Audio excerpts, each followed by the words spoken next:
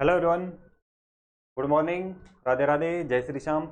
दोस्तों, स्वागत है आप सभी का थ्रोन एजुकेशन यूट्यूब चैनल और थ्रोन एजुकेशन के इस एप्लीकेशन पे। तो एक बार क्लास में जुड़ जाइए फटाफट से और क्लास को एक बार शेयर कर दें। उसके बाद में हम कंटिन्यू करते हैं अपनी क्लास को। जो अपना चैप्टर यहाँ पे चल रहा है इंडियन ज्योग्राफी का सेकंड चैप्टर कंटिन्यू है। और तब तक के लिए एक बार क्लास को आप सभी शेयर कर दें। और जिस किसी विद्यार्थी ने अभी तक थ्रोन एजुकेशन का एप्लीकेशन डाउनलोड नहीं किया है, थ्रोन एजुकेशन का एप्लीकेशन डाउनलोड नहीं किया है, तो वो सबसे पहले तो थ्रोन एजुकेशन एप्लीकेशन को डाउनलोड करें। इसका जो लिंक है वो डिस्क्रिप्शन में भी मिल जाएगा। और प्ले स्टोर में जाके अगर आप सर्च करते हैं थ्रोन एजुकेशन तो इस लोगों के साथ में आपको एप्लीकेशन दिखाई देगा। तो सबसे पहले तो आपको ये डाउनलोड करना है। इसमें आपको बहुत सारे पेड कोर्स, फ्री कोर्सेज, उसके अलावा नोट्स की बात करें, कोई भी नोट्स एग्ज़ाम रिलेटेड, वो सारी चीज़ें आपको अवेलेबल हो जाएंगी। तो एक बार तो आप एप्लीकेशन को डाउनलोड कर लें, उसके बाद में हम अपनी क्लास को स्टार्ट करते हैं। यहाँ पे हम चर्चा कर रहे थे भारत के भौतिक प्रदेशों के बारे में।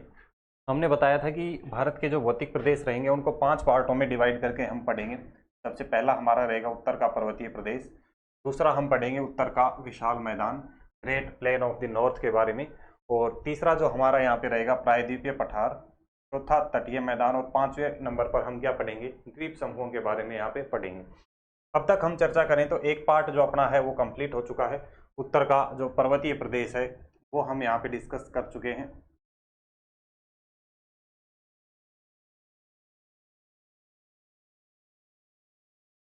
लास्ट 3 से 4 क्लासों में उत्तर का जो पर्वतीय प्रदेश, ये वाला जो हिस्सा है, यानी कि भारत का एक भौतिक प्रदेश अपना कंप्लीट हो चुका है।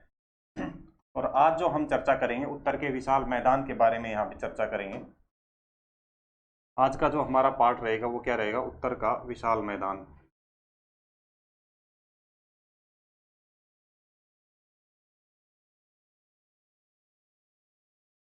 तो ये वाला जो पार्ट बचेगा, ये वाला हिस्सा आप जो देख रहे हैं, ये किस में आ जाएगा, उत्तर के विशाल मैदान में। तो आज की हमारी जो चर्चा रहेगी इसी के बारे में रहेगी, उत्तर के विशाल मैदान के बारे में।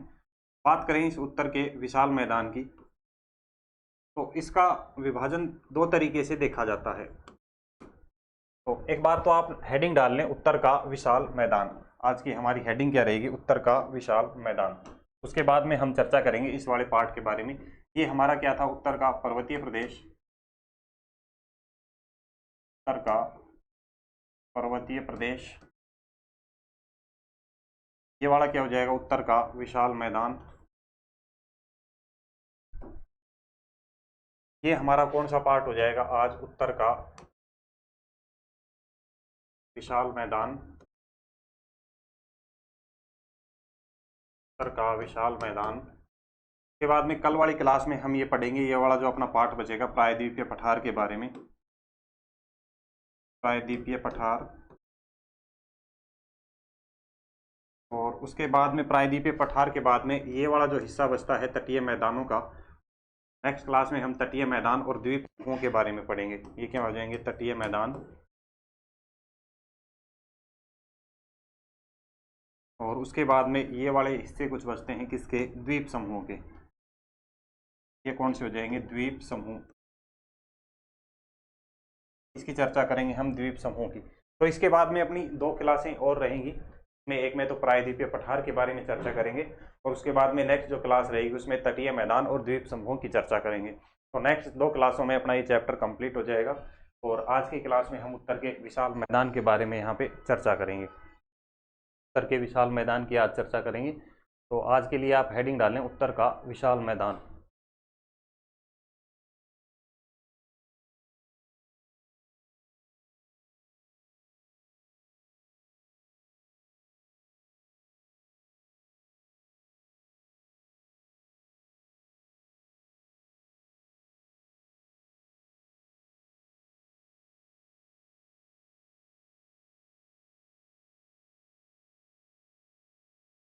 उत्तर का विशाल मैदान,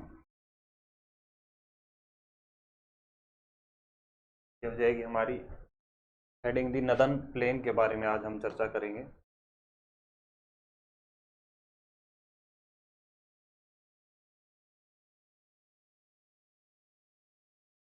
सदर्न प्लेन के बारे में आज हम यहाँ पे चर्चा करेंगे। तो जैसा कि अभी हमने बताया किस हिस्से के बारे में हम यहाँ पे चर्चा करने जा रहे हैं, ये वाला जो क्षेत्र आप देख रहे हैं, ये वाला, इस क्षेत्र के बारे में आज हम चर्चा करेंगे। ठीक है, तो जब भी हम बात करते हैं उत्तर के विशाल मैदान की, तो इसका विभाजन किया जाता है दो तरीकों से। एक तो इसका किया जाता है भौतिक विभाजन, यानी कि फिजियोग्राफिक डिवीजन इसका किया जाता है, और दूसरा इसका किया जाता है पारदेशिक विभाजन, यानी कि रीजनल डिवीजन।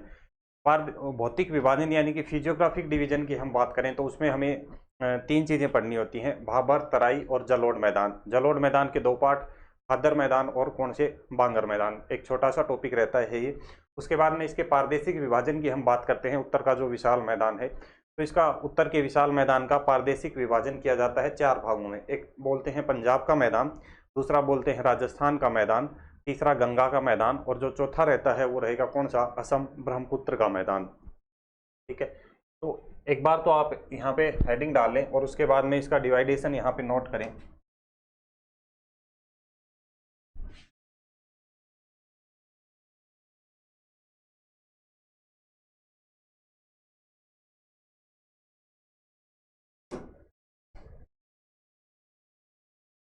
का विभाजन किस तरीके से कर सकते हैं, तो आप नोट करें, उत्तर का विशाल मैदान, उत्तर का विशाल मैदान या नदन प्लेन की हम यहाँ पे बात करेंगे तो दो तरीके से हम यहाँ पे पढ़ेंगे। पहला हम यहाँ पे देखेंगे इसका भौतिक विभाजन और दूसरा कौन सा, पारदेशिक विभाजन। पहला भौतिक विभाजन,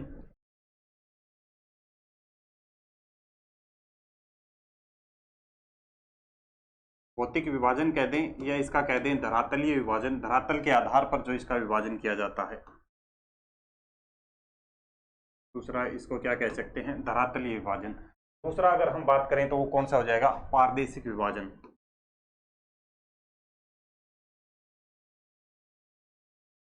पारदेशिक विभाजन दूसरा कौन सा हो जाएगा, पारदेशिक विभाजन। जब बात करें भौतिक विभाजन यानी कि फिजियोग्राफिक डिवीजन की हम यहाँ पे बात करते हैं, तो इसको विभाजित करते हैं भाबर, तराई, भाबर, तराई और कौन सा हो जाएगा, जलोढ़ मैदान, और क्या हो जाएगा, जलोढ़। बात करें इस जलोढ़ की, इस जलोढ़ का पुनः दो भागों में विभाजन कर दिया जाता है। एक तो क्या कहलाता है, खादर, और दूसरा यहाँ पे क्या कहलाता है, बांगर। दूसरा क्या कहलाएगा यहाँ पे, बांगर। तो ये तीन चीजें हमें पढ़ेंगे किसमें, भौतिक विभाजन में। पहली, दूसरी तराई, तीसरी क्या हो जाएगी, जलोढ़। इस जलोढ़ को ही इन दोनों पार्टों को यहाँ लिख दिया जाता है, तो कई बार ये चार हो जाते हैं, खादर और बांगर एक तरीके से। तो कुल मिला के ये चार चीजें हमें पढ़नी है, जलोढ़, तराई, खादर और बांगर, किसमें, भौतिक विभाजन में। दूसरी ओर इधर हम बात करें पारदेशिक विभाजन में, इसमें सबसे पहले हम पढ़ेंगे पंजाब का मैदान। सबसे पहले हम यहाँ पे क्या पढ़ेंगे, पंजाब का मैदान। पंजाब के मैदान के बाद में हम बात करें तो दूसरा आता है राजस्थान का मैदान। दूसरा कौन सा हो जाएगा, राजस्थान का मैदान।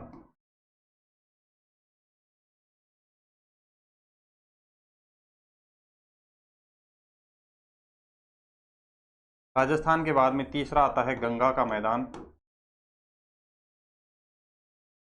तीसरा आ जाएगा कौन सा, गंगा का मैदान। और उसके बाद में चौथा जो हम लास्ट यहाँ पे पढ़ते हैं वो क्या हो जाएगा, असम ब्रह्मपुत्र का मैदान। ये कौन सा हो जाएगा, असम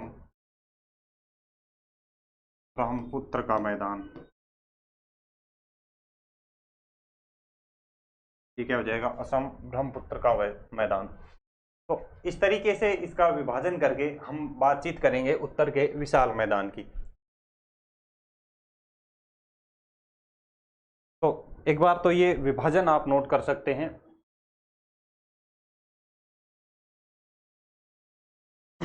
इस पश्चिम के मैदान की हम बात करें, इस उत्तर के विशाल मैदान की अगर हम यहाँ पे बात करें, तो जो ये उत्तर का विशाल मैदान है, यहाँ पे हम समझते हैं नेक्स्ट मैप में, एक बार देखें आप।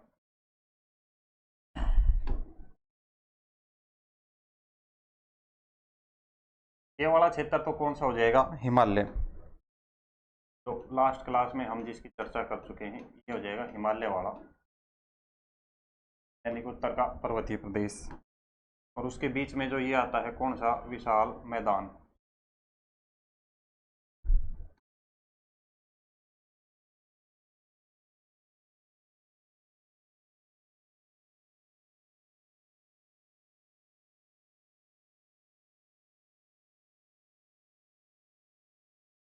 तो इसमें दो तीन बातें सबसे पहले अपने को याद रखनी है कि जो ये उत्तर का विशाल मैदान है ये क्या हो जाएगा, उत्तर का विशाल मैदान। तो इस उत्तर के विशाल मैदान के हम ढाल की अगर बात करें तो इसका ढाल पश्चिम से पूर्व की ओर रहेगा। इसका ढाल कौन सी साइड रहेगा, पश्चिम से पूर्व की ओर। ढाल की बात करें तो कुछ इस तरीके से रहेगा, पश्चिम से और कौन सी साइड, पूर्व की तरफ क्या पाया जाता है, उत्तर के मैदान का ढाल पाया जाता है। उसके बाद में एक क्वेश्चन पूछा जाता है कि जो ये उत्तर का मैदान है और जो उत्तर का जो पर्वतीय प्रदेश, यानी कि जो हमने हिमालय के बारे में अभी लास्ट चर्चा की थी, तो ये विभाजित होता है तो कौन से फ्रंट या कौन से फ्रंट से विभाजित होता है, तो ये आपको याद रखना है, हिमालयी फ्रंट फोल्ड से ये विभाजित होगा। तो उत्तर के विशाल मैदान से विभाजन किससे होगा, HFF से, HFF से। और इसको क्या बोलते हैं, हिमालयी फ्रंट फोल्ड कहा जाता है। क्या कहा जाता है, हिमालयी फ्रंट फोल्ड कहा जाता है।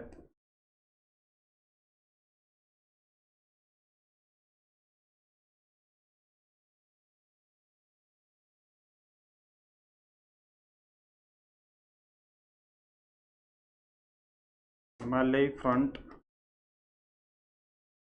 फोल्ड HFF कहा जाता है। ये जो दरार है जिससे इसका विभाजन होता है, इसको किससे विभाजित होती है, HFF आपको याद रखना है, हिमालयी फ्रंट फोल्ड आपको याद रखना है। अगर आपसे औसत ऊंचाई इसकी पूछ ली जाए, उत्तर के विशाल मैदान की औसत ऊंचाई अगर आपसे पूछी जाए तो आपको याद रखना है कितनी रहेगी, 200 मीटर की औसत ऊंचाई आपको क्या याद रखनी है, 200 मीटर रहेगी। और इसका निर्माण पूछ लिया जाए तो आपको याद रखना है सिंधु, गंगा और ब्रह्मपुत्र और इनकी सहायक नदियों द्वारा इसका निर्माण होता है। इस विशाल मैदान का निर्माण किससे होता है, सिंधु का निर्माण करने वाली मुख्य नदियां कौन सी रहेंगी, सिंधु, गंगा और कौन सी, ब्रह्मपुत्र। इन तीनों की सहायक नदियां यानी कि सिंधु नदी तंत्र, गंगा नदी तंत्र और ब्रह्मपुत्र नदी तंत्र, ये तीन नदी तंत्र मिलकर किसका निर्माण करते हैं, उत्तर के विशाल मैदान का निर्माण करते हैं। इसका निर्माण करते हैं, उत्तर के विशाल मैदान का निर्माण करते हैं। तो यहाँ तक आपको चीज़ें समझ में आई। तो एक बार आप नोट करें, सबसे पहले दो तीन पॉइंट आपको नोट करने हैं।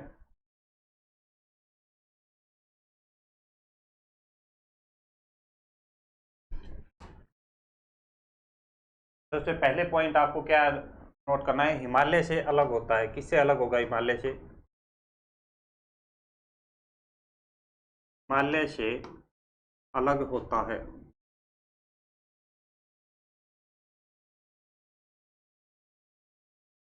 तो हमने क्या बताया, किससे अलग होगा, अभी बताया था, HFF Himalaya front fold, HFF Himalaya front fold से अलग होता है।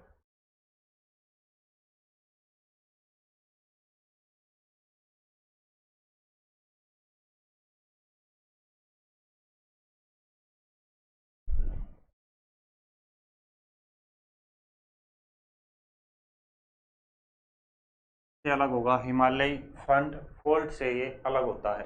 उसके बाद में नेक्स्ट पॉइंट हमने क्या बताया था, जो उत्तर का विशाल मैदान है इसके ढाल की हमने बात करी थी। और उत्तर के विशाल मैदान का ढाल क्या बताया, पश्चिम से पूर्व की ओर ढाल की साइड रहेगा। सीधा क्वेश्चन ये पूछा जाता है एग्जाम में,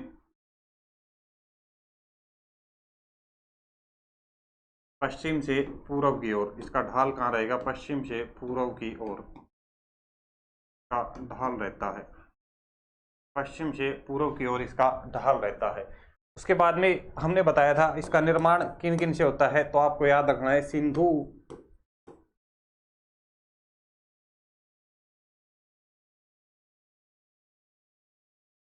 निर्माण आपको याद रखना है बच्चों,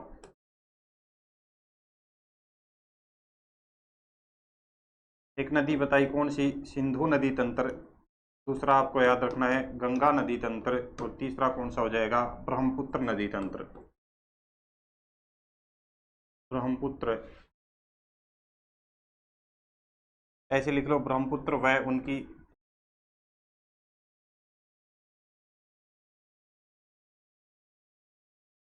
सिंधु गंगा व ब्रह्मपुत्र नदी तंत्र द्वारा।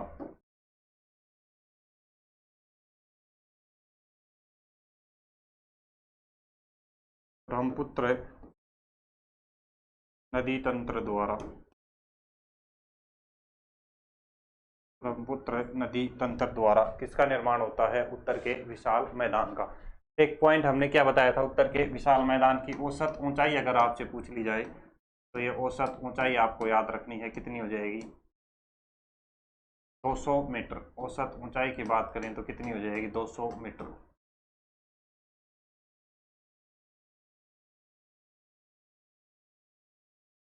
ठीक है, तो सबसे पहले तो ये 4 पॉइंट आपको याद रखने हैं। उत्तर के विशाल मैदान से अलग होगा हिमालयी फ्रंट फोल्ड के द्वारा, का ढाल रहेगा पश्चिम से पूर्व की ओर, निर्माण सिंधु गंगा व ब्रह्मपुत्र नदी तंत्रों द्वारा, और इसकी औसत ऊंचाई अगर आपसे पूछ ली जाए तो 200 मीटर। ठीक है, तो सबसे पहले आप ये पॉइंट नोट करें। उसके बाद में आपको इसका विभाजन नोट करना है, इसका उत्तर के विशाल मैदान का वर्गीकरण आपको नोट करना है। वर्गीकरण में जैसे कि बताया कि इसका 2 तरीके से वर्गीकरण करके हम यहाँ पे पढ़ेंगे ताकि चीजें आपको आसानी से समझ में आ जाएं। पहला हो जाएगा भौतिक विभाजन, फिजियोग्राफिक डिवीजन, यहाँ पे हम चर्चा करेंगे। फिजियोग्राफिक डिवीजन में 3 चीजें हमें पढ़नी है, भाबर, तराई और जलोढ़ मैदान। जलोढ़ मैदान में 2 हो जाएंगे, खादर और कौन से, बांगर। इधर दूसरा हम यहाँ पे पढ़ेंगे पारदेशिक विभाजन। पारदेशिक यानी कि रीजनल डिवीजन के बारे में जब चर्चा करेंगे तो 4 पार्ट हमें यहाँ पे पढ़ने हैं। पंजाब का मैदान पहला, दूसरा हमें पढ़ना है राजस्थान का, तीसरा गंगा का, और चौथा हम यहाँ पे बात करें असम ब्रह्मपुत्र का मैदान। तो एक बार आप यहाँ तक नोट कर लें और उसके बाद में सबसे पहले हम भौतिक विभाजन की चर्चा कर लेते हैं।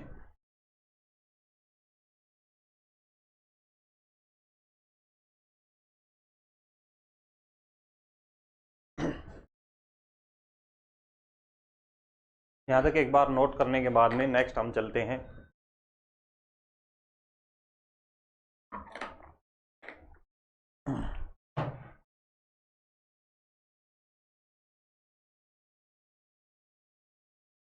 यहाँ पे आप हेडिंग डालें भौतिक विभाजन के आधार पर।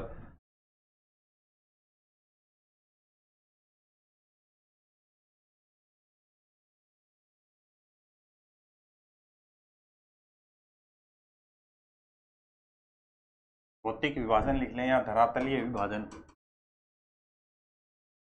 भौतिक विभाजन या धरातलीय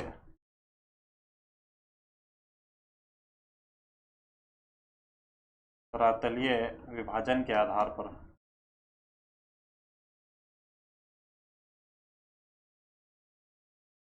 धरातलीय विभाजन के आधार पर की हम बात करें तो अभी हमने क्या बताया, इसका विभाजन कितने पार्टों में किया जाएगा, 3 पार्टों में किया जाएगा। जब हम बात करते हैं हिमालय से,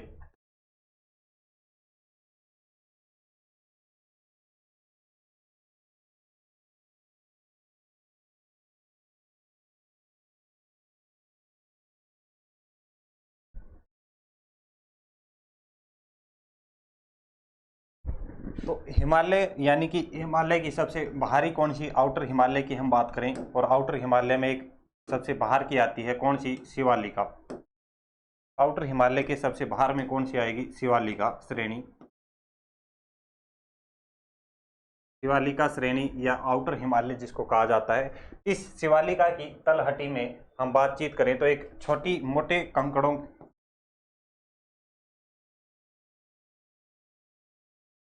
मोटे मोटे कंकड़ पत्थरों की, मोटे मोटे कंकड़ पत्थरों की 8 से 10 किलोमीटर चौड़ी एक पट्टी पाई जाती है। 8 से 10 किलोमीटर एक चौड़ी पट्टी पाई जाती है, और ये पट्टी ही क्या कहलाती है, भाबर कहलाती है। 8 से 10 किलोमीटर चौड़ी एक पट्टी पाई जाती है, ये पट्टी क्या कहलाएगी,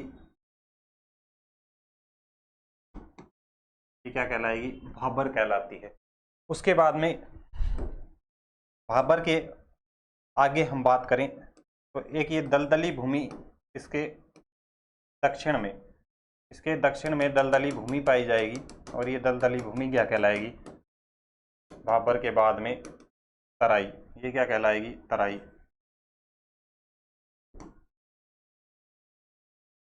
और तराई के बाद में हम बात करें तो नदियों के अवसादों के कारण, नदियों द्वारा लाए गए जलोढ़कों के कारण निर्मित मैदान क्या कहलाता है? जलोढ़ मैदान कहलाता है। और नदियों के किनारों पे अगर हम बात करें तो क्या कहलाएगा? नदियों के किनारों पर निर्मित मैदान कौन सा? खादर। और नदियों से दूर अगर हम बात करें, ये तो कौन सा हो जाएगा? खादर। और नदियों से दूर पीछे के क्षेत्र में हम बात करें, यानी कि पुरानी जलोढ़कों से निर्मित मैदान क्या कहलाएगा? बांगर। ये क्या कहलाएगा? बांगर।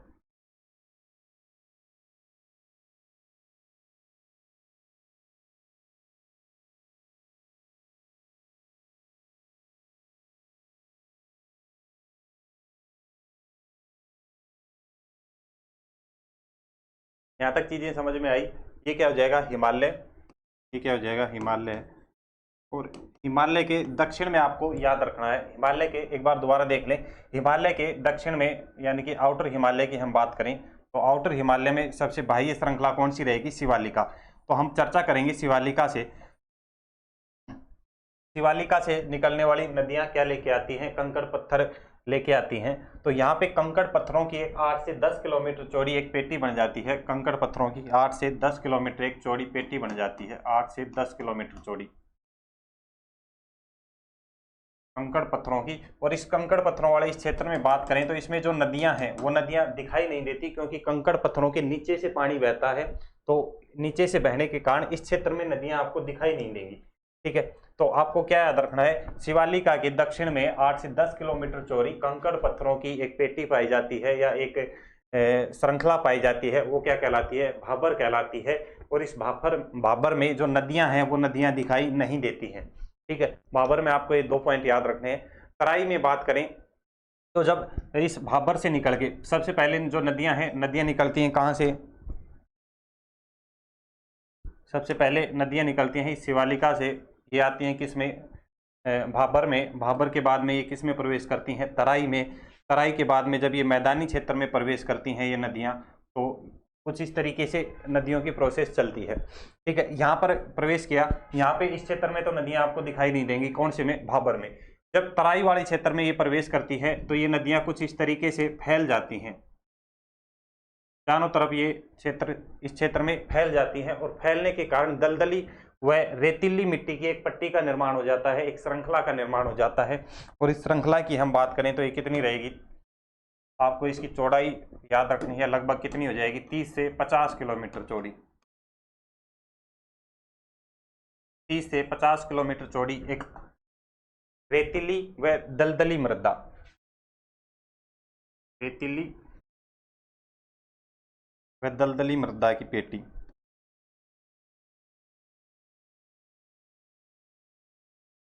रेतीली व दलदली मृदा की पेटी क्या कहलाती है?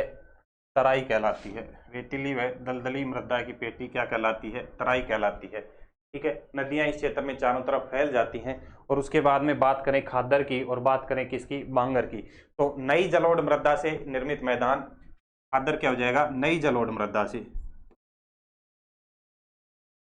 नई जलोढ़ मृदा से निर्मित मैदान खादर। और पुरानी जलोढ़ मृदा से निर्मित मैदान क्या कहलाएगा?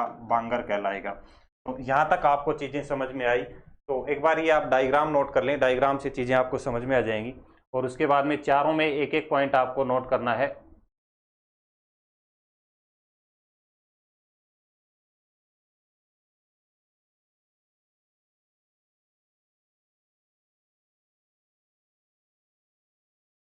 तो यहाँ तक एक बार आप नोट कर लें, ये डायग्राम बना लें। ये क्षेत्र किसका हो जाएगा? हिमालय का क्षेत्र रहेगा।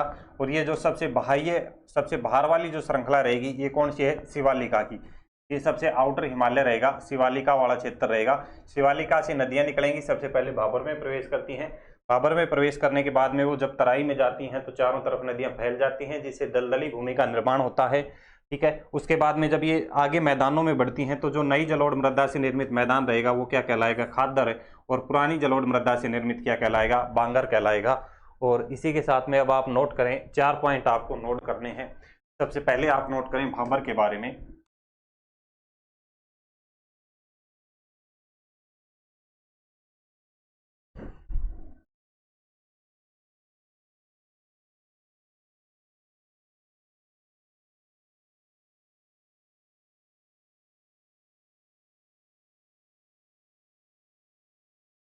भाबर में 2 पॉइंट याद रखने हैं आपको। शिवालिका के दक्षिण में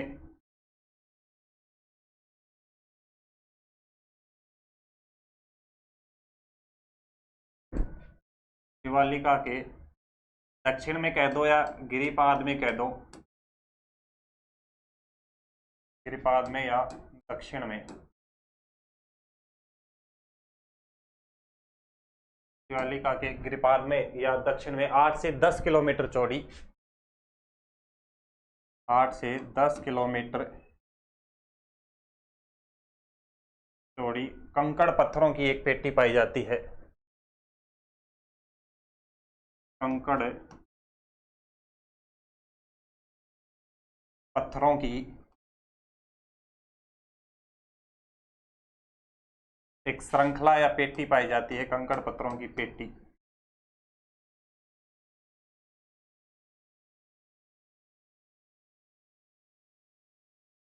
पाई जाती है, जो क्या कहलाती है, पाई जाती है जो भाबर कहलाती है, जो भाबर कहलाती है।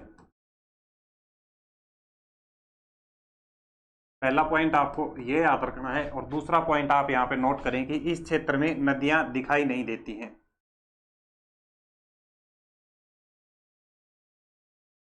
इस क्षेत्र में नदियां दिखाई नहीं देती हैं।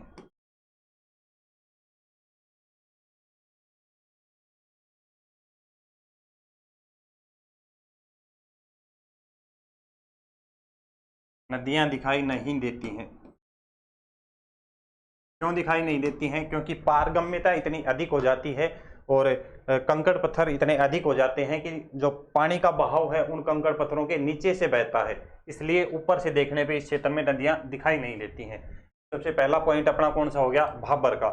भाबर के बाद में आप नोट करें दूसरा वाला, हमने क्या बताया था तराई के बारे में। और तराई में आपको क्या याद रखना है कि जो भाबर के दक्षिण में जो एक पेटी बताई थी 30 से 50 किलोमीटर चौड़ी, भाबर के बाद में आपको याद रखना है तराई के बारे में। और तराई क्या हो जाएगी?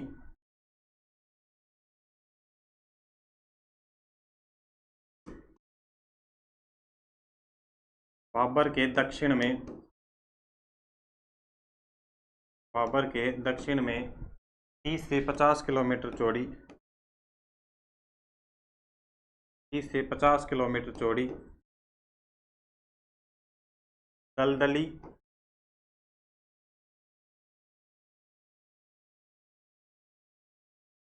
व रेतीली,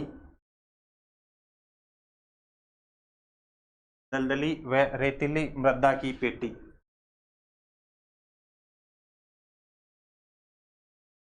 दलदली व रेतीली मृदा की पेटी क्या कहलाएगी? तराई कहलाएगी। 30 से 50 किलोमीटर चौड़ी दलदली व रेतीली मृदा की पेटी क्या कहलाएगी? तराई कहलाएगी। इसमें पहला पॉइंट अपना ये हो जाएगा। और दूसरा क्या हो जाएगा कि इस क्षेत्र में हिमालयी नदियां चारों तरफ फैल जाती हैं, जिस कारण इसे तराई कहते हैं।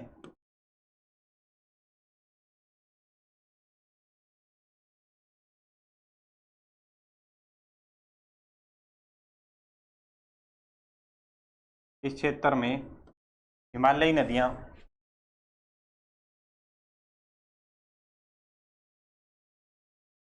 हिमालय यानी कि शिवालिका से निकलने वाली नदियां, हिमालयी नदियां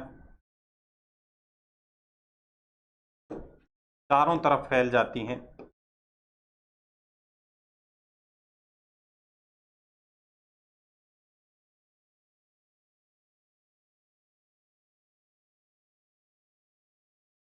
चारों तरफ फैल जाती हैं, जिस कारण इसे तराई कहते हैं।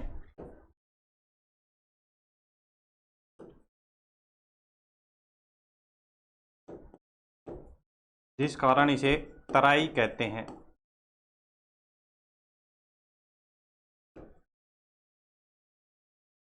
जिस कारण इसे तराई कहते हैं। क्षेत्र में हिमालयी नदियां चारों तरफ फैल जाती हैं, जिस कारण इसको तराई कहते हैं। तो एक बार भाबर और तराई को आप नोट कर लें, उसके बाद में नेक्स्ट हम चर्चा करेंगे खादर और बांगर के बारे में। 2 पॉइंट आपको याद रखने हैं बस। खादर क्या हो जाएगा कि नवीन नई जलोढ़ मृदा से निर्मित मैदान क्या हो जाएगा, खादर हो जाएगा। और बांगर की बात करें तो क्या, पुरानी जलोढ़ मृदा से। के बाद में तीसरा नोट करें खादर के बारे में। अगला यहाँ पे पॉइंट डालें आप, खादर।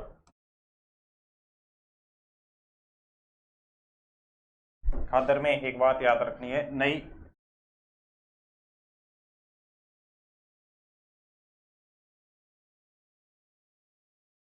नई जलोढ़ मृदा से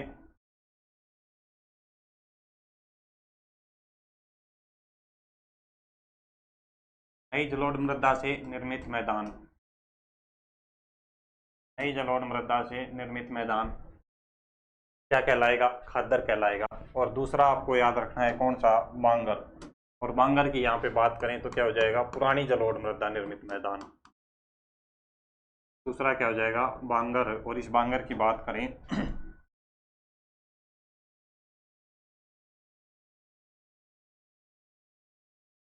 पुरानी जलोढ़ मृदा से निर्मित मैदान।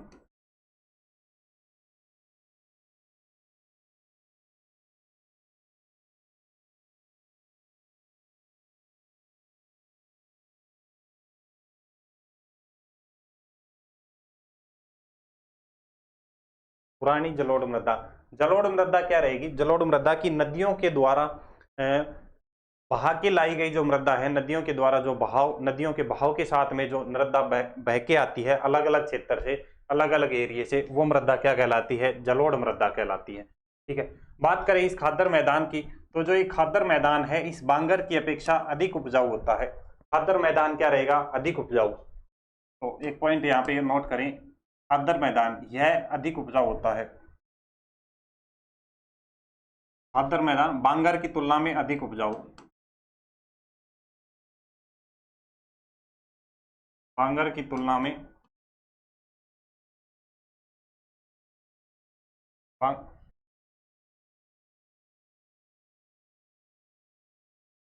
बांगर की तुलना में अधिक उपजाऊ।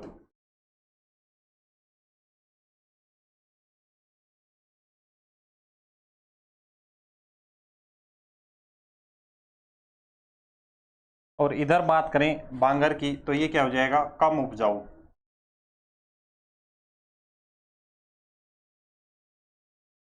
ये क्या हो जाएगा, कम उपजाऊ। आपसे पूछ लिया जाए कि सर्वाधिक उपजाऊ मृदा या सर्वाधिक उपजाऊ मैदान कौन सा रहेगा, तो वो कौन सा रहेगा, खादर मैदान। या यूं भी कह सकते हैं सर्वाधिक उपजाऊ। कौन सा, सर्वाधिक उपजाऊ।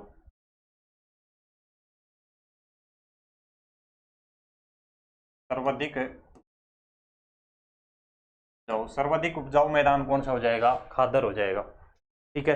तो ये 2 पॉइंट याद रखने हैं किसमें, खादर और बांगर में। खादर और बांगर में क्या याद रखने हैं, सर्वाधिक उपजाऊ। और इन दोनों को ही क्या कहा जाता है, खादर और बांगर को मिला के क्या कहा जाता है, जलोढ़ मैदान। इनको इनको दोनों को मिला के क्या कह देते हैं, जलोढ़ मैदान। जलोढ़ मैदान नाम क्यों पड़ता है कि नदियों के द्वारा बहा के लाए गए जलोढ़ों के द्वारा निर्मित मैदान क्या कहलाएगा, जलोढ़ मैदान। नदियों के द्वारा बहा के लाए गए जलोढ़ों द्वारा निर्मित मैदान। और जलोढ़ क्या हो जाएंगे कि जो अभी हमने बताया था आपको कि नदियों के द्वारा जो मिट्टी, कंकड़, पत्थर, गाद, ये जो सारी चीजें नदी में बहकर आती हैं उनको क्या कहते हैं, जलोढ़ कहा जाता है। ठीक है। तो ये हमने तीसरा पॉइंट यहाँ पे देखा, जलोढ़ पॉइंट, जलोढ़ मैदान और जलोढ़ में खादर और बांगर।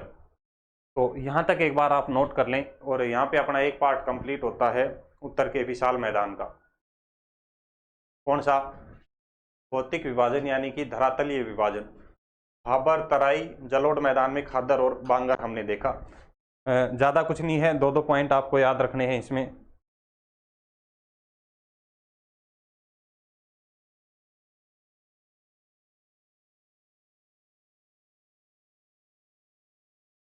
तो एक बार ये नोट कर लें, उसके बाद में हम आगे बातचीत करेंगे।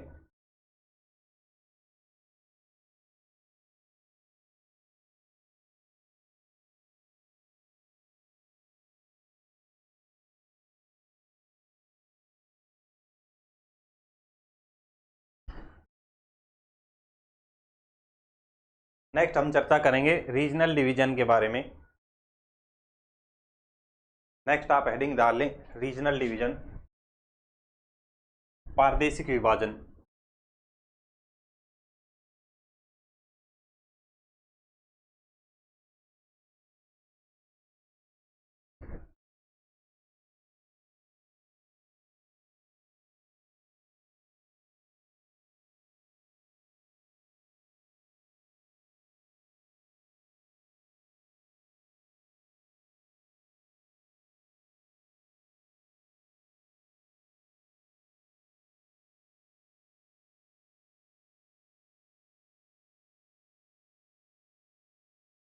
नेक्स्ट हमारा क्या हो जाएगा, प्रादेशिक विभाजन, रीजनल डिवीजन। और बात करें इस रीजनल डिवीजन में, हमने क्या बताया था, इस रीजनल डिवीजन में चार हमें रीजनल डिवीजनों के बारे में पढ़ना है। पहला हो जाएगा पंजाब का मैदान, पहला हमें यहाँ पे पढ़ना है पंजाब का मैदान। पहला हमें यहाँ पे पंजाब का मैदान पढ़ेंगे। दूसरा जो हमें यहाँ पे पढ़ना है राजस्थान का मैदान। दूसरा क्या पढ़ना है, राजस्थान का मैदान। पंजाब के बाद में राजस्थान का मैदान। तीसरा हम बात करें राजस्थान के बाद में कौन सा हो जाएगा, गंगा का मैदान। गंगा का मैदान। और चौथा अगर हम बात करें गंगा के मैदान के बाद में, पांचवा क्या हो जाएगा, असम ब्रह्मपुत्र का मैदान।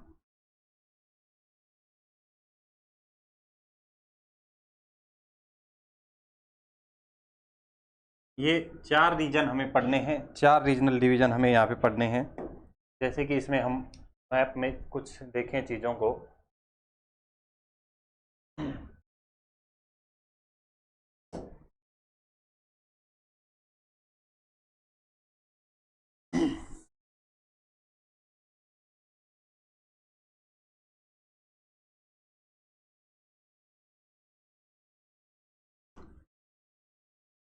ये वाला कुछ क्षेत्र इस तरीके से हम पढ़ते हैं। इसमें सबसे पहले कौन सा हो जाएगा, हम चर्चा करेंगे राजस्थान के मैदान के बारे में। तो ये वाला एरिया कुछ हम कवर करते हैं, किसमें, राजस्थान के मैदान में। सबसे पहला राजस्थान के मैदान के बाद में दूसरा हम जो पंजाब का मैदान पढ़ेंगे, इस पंजाब के मैदान में पंजाब और हरियाणा का जो क्षेत्र रहेगा, यहाँ पे कुछ पंजाब और हरियाणा के आसपास का जो क्षेत्र है वो इसमें आ जाएगा, इस दूसरे नंबर के पॉइंट में। और उसके बाद में जो हम बात कर रहे हैं गंगा के मैदान की, इस गंगा के मैदान में पंजाब हरियाणा में दिल्ली का कुछ आ जाएगा और कुछ किस में आ जाएगा, ये गंगा के मैदान में। और गंगा के मैदान की जब हम बात करेंगे तो इसमें क्या आ जाएगा, उत्तर प्रदेश, बिहार और हिमाचल प्रदेश का कुछ हिस्सा। तो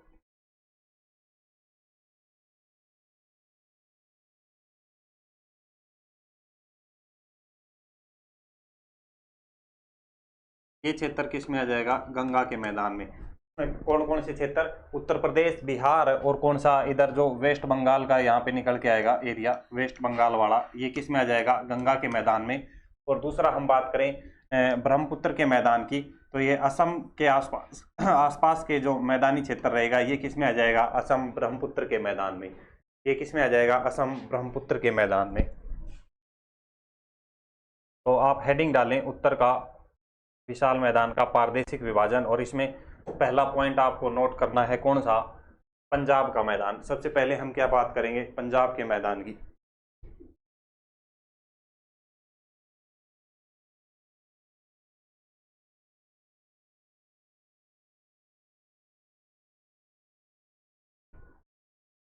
तो नेक्स्ट आप नोट करें पंजाब का मैदान, हेडिंग डाल लें। सबसे पहला अपना क्या हो जाएगा, पंजाब का मैदान।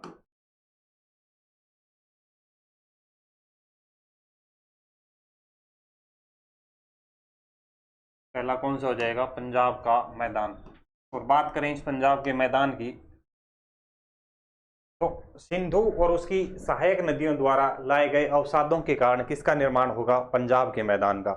पंजाब के मैदान की हम बात करें तो एक तो सिंधु नदी हो जाएगी प्रमुख, उसके अलावा सिंधु की जो 5 सहायक नदियां हैं, झेलम, चिनाब, रावी, व्यास और सतलज, यानी कि टोटल 6 नदियों के द्वारा किसका निर्माण होता है? पंजाब के निर्माण का, पंजाब के मैदान का निर्माण होता है। और पंजाब के मैदान की हम बात करें तो यहाँ पर 5 दोआबों का निर्माण होगा। किसका? 5 दोआबों का। सबसे पहले आपको याद रखना है कौन सी नदी हो जाएगी? सिंधु नदी। ये कौन सी नदी हुई?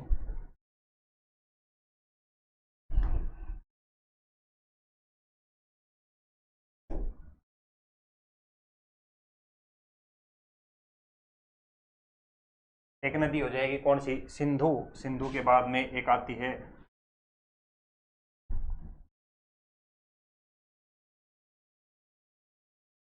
आप नोट कर लें, झेलम।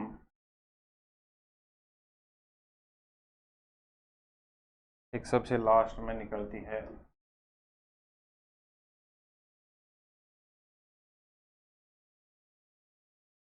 आ जाएगी व्यास।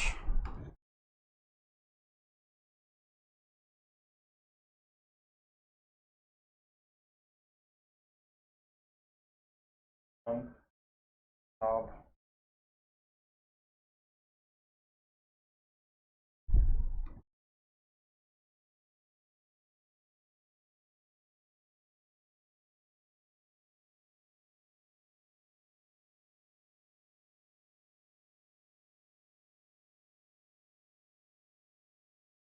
झेलम, चिनाब,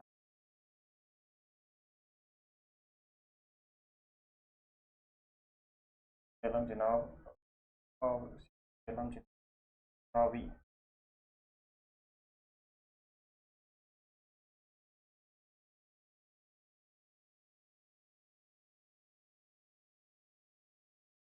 ये 5 नदियां मिलके किसका निर्माण करेंगी? पंजाब के मैदान का।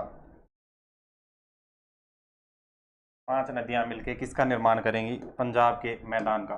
सबसे पहली नदी की हम यहाँ पे बात करें, ये कौन सी हो जाएगी? सिंधु नदी। क्या याद रखना है आपको? सिंधु नदी। सिंधु के बाद में दूसरी नदी हमने कौन सी बताई? झेलम। सिंधु के बाद में कौन सी याद रखनी है आपको? झेलम। सिंधु के बाद में झेलम। झेलम के बाद में याद रखनी है कौन सी हो जाएगी? रावी। रावी। रावी के बाद में एक नदी आपको याद रखनी है और ये कौन सी हो जाएगी? व्यास। सिंधु, झेलम, रावी, व्यास। सिंधु, झेलम, सिंधु, झेलम, चिनाब। ये कौन सी? एक मिनट आप नोट करें।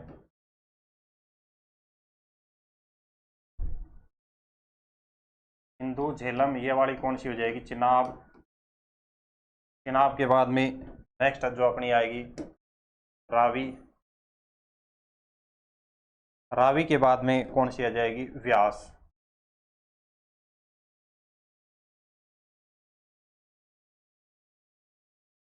ये वाली जो ब्लैक वाली रहेगी ये कौन सी हो जाएगी? व्यास।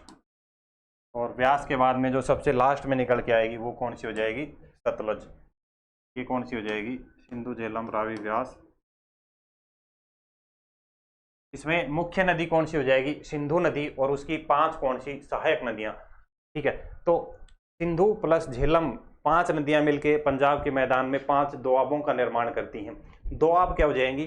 किन्हीं 2 नदियों के मध्य का जो क्षेत्र है वो क्या कहलाता है? दोआब कहलाता है। किन्हीं 2 नदियों के मध्य का क्षेत्र क्या कहलाएगा? दोआब कहलाता है। ठीक है, और ये 6 नदियां मिलकर किसका निर्माण करती हैं? दोआब का निर्माण करती हैं। और पंजाब में 5 दोआबों का निर्माण होता है। तो सबसे पहले आप 5 दोआब कौन कौन से हो जाएंगे? सिंधु और झेलम के बीच का जो क्षेत्र है, अभी क्या बताया? 2 नदियां मिलके 2 नदियों के मध्य का जो क्षेत्र है, जैसे ये 2 नदियां हैं तो इन 2 नदियों के मध्य का जो क्षेत्र है वो क्या कहलाता है? दोआब कहलाता है। ठीक है, 2 नदियों के मध्य का क्षेत्र क्या कहलाता है? दोआब कहलाता है। तो जैसे ये 2 नदियां हैं, इनके मध्य का क्षेत्र क्या कहलाया? दोआब। तो 5 दोआबों का निर्माण होता है। एक दोआब कौन सा हो जाएगा? सिंधु और झेलम के मध्य का। दूसरा हम बात करें कौन सा हो जाएगा, झेलम और चिनाब के बीच का। तीसरा बात करें रावी और चिनाब के बीच का। चौथा बात करें किसका, व्यास और रावी के बीच का। और पांचवा बात करें तो किसका, व्यास और सतलज के बीच का। ठीक है, तो इसमें कोई कंफ्यूज नहीं होना है आपको। सिंधु झेलम का दोआब क्या कहलाएगा, सिंध सागर दोआब कहलाता है। झेलम और चिनाब के मध्य का जो है वो क्या कहलाएगा, चाज दोआब कहलाता है। उसके बाद में चिनाब और रावी के बीच का बात करें कौन सा कहलाएगा, रचना दोआब हो जाएगा। रावी और व्यास के मध्य की हम बात करें तो क्या हो जाएगा, बारी दोआब। और सबसे लास्ट का कौन सा, दिष्ट दोआब। एक बार आप नोट करें, चीजों को आपको समझ में आएगी। सबसे पहले तो आप नोट करें दोआब क्या कहता है, क्या कहलाता है। पंजाब के मैदान में सबसे पहला पॉइंट आपको नोट करना है,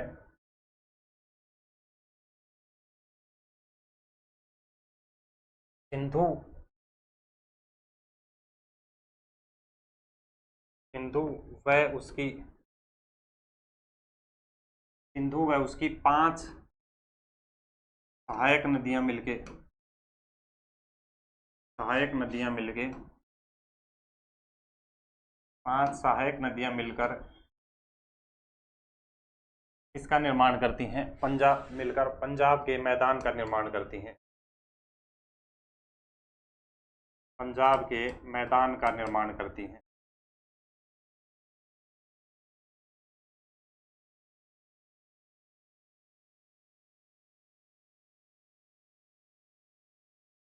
एक पहली बात आपको ये याद रखनी है, ठीक है। उसके बाद में आप नोट करें दोआब क्या कहलाता है। तो एक पॉइंट नोट करें दोआब। अभी हमने क्या बताया, दोआब। और ये दोआब क्या कहलाता है, दो नदियों के मध्य का क्षेत्र।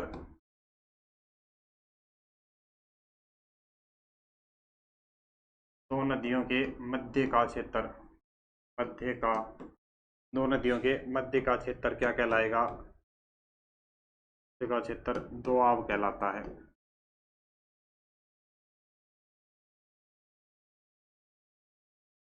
दो नदियों के मध्य का क्षेत्र दोआब कहलाता है। और नेक्स्ट पॉइंट क्या बताया था कि पंजाब के मैदान में 5 दोआबों का निर्माण होता है। पंजाब के मैदान में 5 दोआबों का, पहला, दूसरा, तीसरा, चौथा और कौन सा, पांचवा। 5 दोआबों का निर्माण होता है। तो नेक्स्ट पॉइंट नोट करें, पंजाब के मैदान में 5 दोआबों का निर्माण होता है।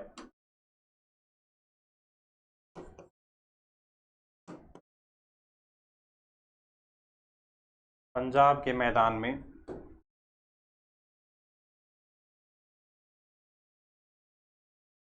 5 दोआबों का निर्माण होता है।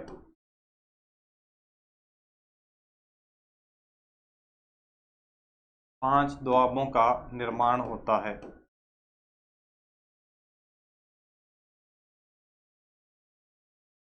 साथ साथ में नोट करते हुए चलें, नोट बनाने हैं आपको, क्योंकि अच्छे तरीके से नोट्स बनाते हुए हम चलेंगे, क्वेश्चन इनसे बाहर नहीं जाएंगे। जो चीज़ें आपको नोट कराई जा रही हैं उनको साथ साथ में नोट कर लें, और ज़्यादा इधर उधर नहीं भटकना है किसी को भी। 5 दोआबों का निर्माण होता है। ये जो 5 दोआब हैं, इन पांचों दोआबों के आपको नाम पता होने चाहिए। और उसके अलावा पांचों जो दोआब हैं किन किन नदियों से मिलकर बनते हैं, तो वो भी आपको याद होने चाहिए, सीधे क्वेश्चन एग्जाम में पूछे जाते हैं। तो चलिए अब एक बार हम नोट कर लेते हैं, पांचों दोआब हमारे कौन कौन से हो जाएंगे। 5 दोआब आपको नोट करने हैं। पहला आपको याद रखना है कौन सा, सिंध सागर दोआब। पहला कौन सा, सिंध सागर दोआब। सिंध सागर दोआब,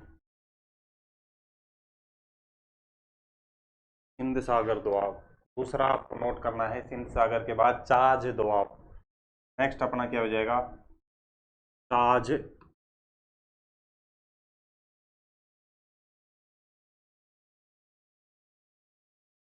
दोआब, ये अपना सेकंड।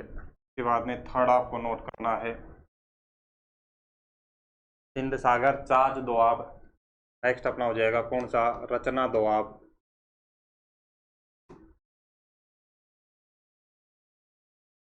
रचना दोआब। रचना दोआब के बाद में नेक्स्ट आपको नोट करना है, चौथा कौन सा हो जाएगा, बारी दोआब। बारी दोआब। बारी दोआब के बाद में नेक्स्ट आपको क्या नोट करना है, बिस्ट दोआब। लास्ट कौन सा हो जाएगा, बिस्ट दोआब।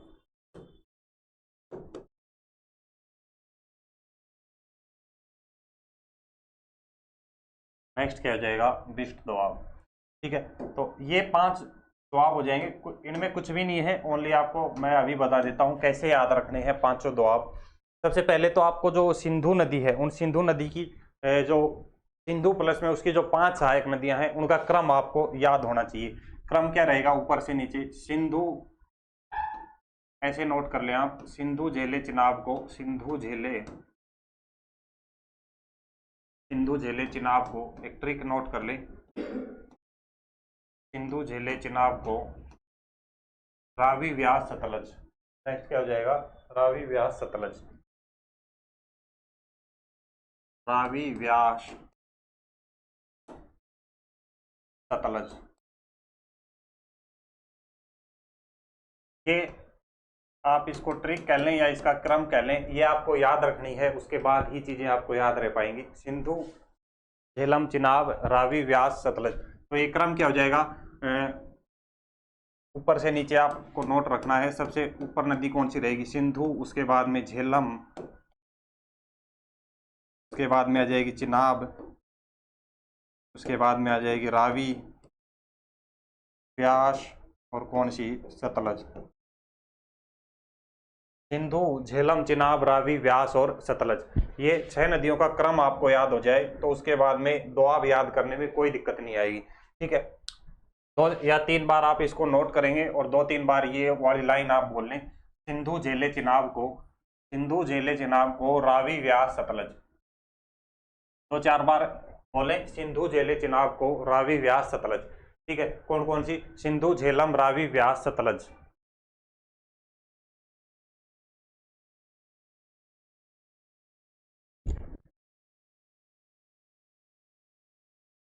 तो एक बार ये ट्रिक नोट करें,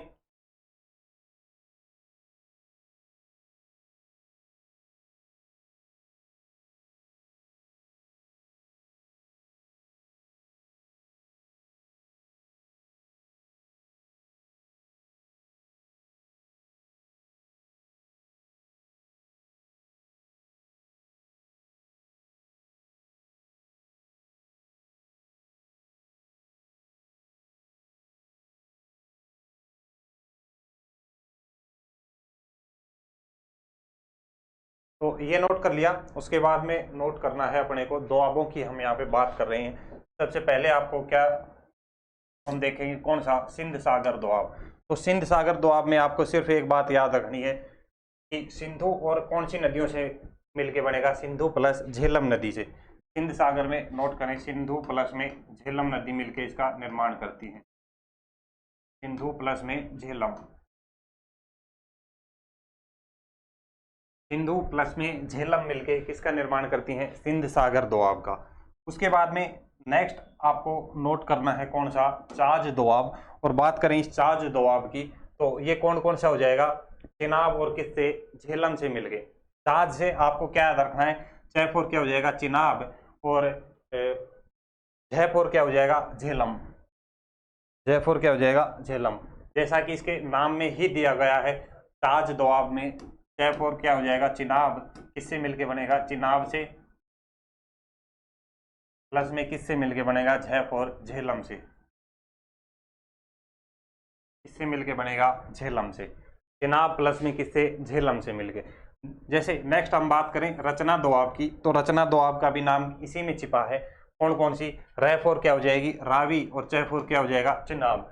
रचना दोआब का निर्माण किससे होगा, रावी और चिनाब से। रचना दोआब का निर्माण रावी और चिनाब से मिलके।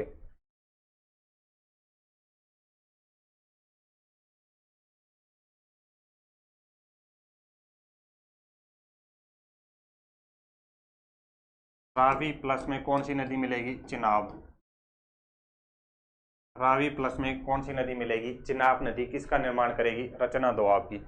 उसके बाद में नोट करना है आपको बारी दोआब। और जैसे कि बारी दोआब की बात करें तो वो किससे, व्यास, वह को आपको क्या याद रखना है, वह याद रखना है, व्यास और किससे, रावी से। वह, व्यास और रावी के मध्य का जो क्षेत्र रहेगा वो क्या कहलाएगा, बारी दोआब। तो ये भी इसके नाम से ही बनता है, बारी दोआब। क्या कौन सी नदी हो जाएगी, व्यास और कौन सी, रावी।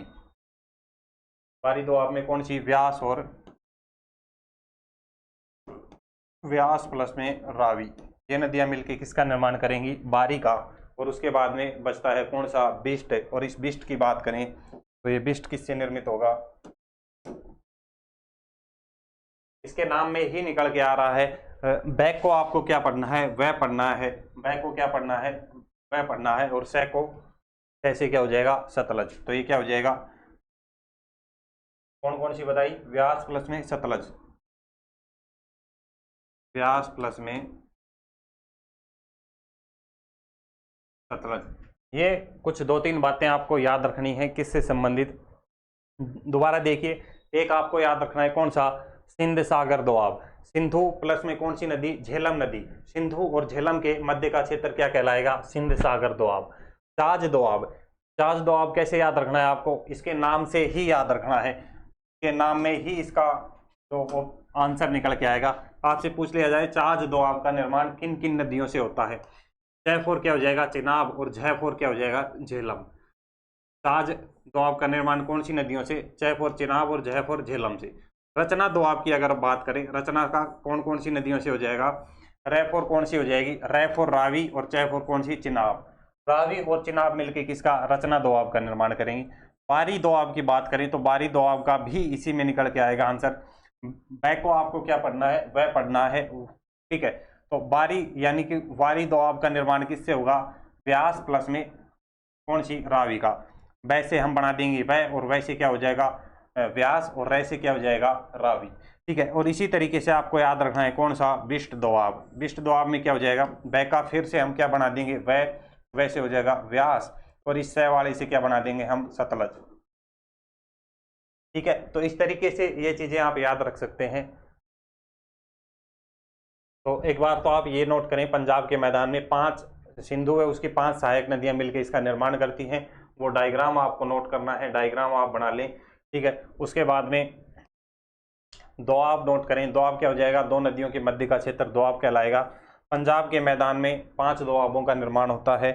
और ये 5 दोआबों के आपको नाम पता होने चाहिए, और नाम के अलावा कौन कौन सी नदियां मिलकर इन 5 दोआबों का निर्माण करती हैं, वो चीज़ें आपको यहाँ पे नोट करनी है और याद भी रखनी है, ठीक है। तो ये फटाफट से एक बार नोट करें। उसके बाद में पंजाब के बाद में हम नेक्स्ट करेंगे चर्चा राजस्थान के मैदान की। ज़्यादा कुछ नहीं बता, अपना 10-1 मिनट में ख़त्म हो जाएंगी चीज़ें।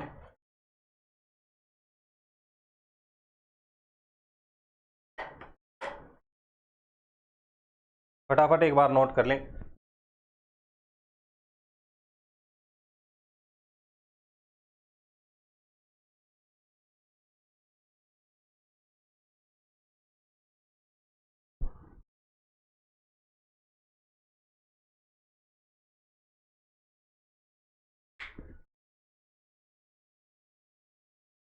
नेक्स्ट हेडिंग डालें, राजस्थान का मैदान।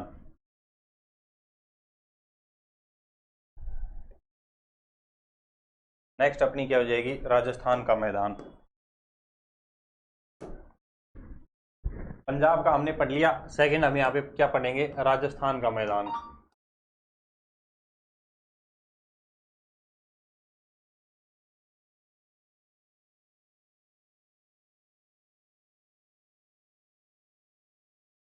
नेक्स्ट हमारा क्या हो जाएगा, राजस्थान का मैदान। और इसमें अपने को अपने आरपीएफ के रिगार्डिंग बातचीत करें तो ज़्यादा कुछ बातें याद नहीं रखनी है, ओनली 2-3 बातें नोट करनी है। राजस्थान के मैदान में आपसे वनस्पति पूछ ली जाए, राजस्थान के मैदान में वनस्पति आपसे पूछ ली जाए तो ये वनस्पति, कैसी वनस्पति यहाँ पे पाई जाती है, मरुदभिद। राजस्थान के मैदान में कैसी मरुदभिद वनस्पति पाई जाती है। दूसरा आपको याद रखना है कि इस क्षेत्र में अधिकांश भाग कैसा है, मरुस्थली क्षेत्र। अधिकांश क्षेत्र कैसा है, मरुस्थली। राजस्थान के मैदान में अधिकांश क्षेत्र कैसा है, सभी को पता होगा अधिकांश क्षेत्र कैसा रहेगा, मरुस्थली क्षेत्र। अधिकांश कैसा, मरुस्थली क्षेत्र। और उसके बाद में इस राजस्थान के मैदान में बात करें, इस मरुस्थलीय क्षेत्र में बात करें, तो खारे पानी की झीलें पाई जाती हैं और ये खारे पानी की झीलें क्या कहलाती हैं? पलाया झीलें कहलाती हैं। जैसे बात करें कौन सी हो जाएगी? सांभर, डीडवाना और कौन सी? पचपदरा। सांभर, डीडवाना और पचपदरा, ये कुछ झीलें हैं। अधिकांश क्षेत्र मरुस्थली पाया जाता है और ये मरुस्थलीय क्षेत्र होने का प्रमुख कारण आपसे पूछ लिया जाए तो क्या रहेगा कि अरावली का जो पश्चिमी भाग है, उस अरावली के पश्चिमी भाग में बहुत कम वर्षा प्राप्त होती है।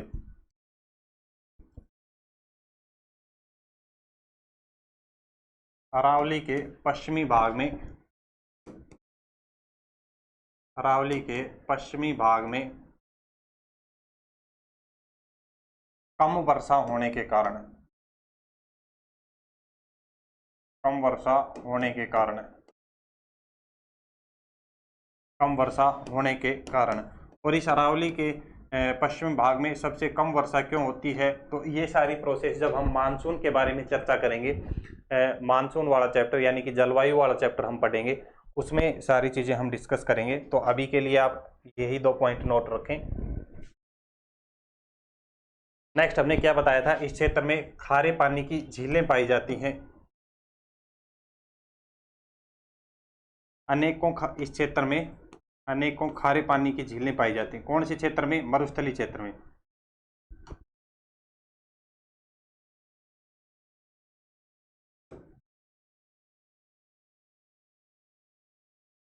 इस मरुस्थलीय क्षेत्र में अनेकों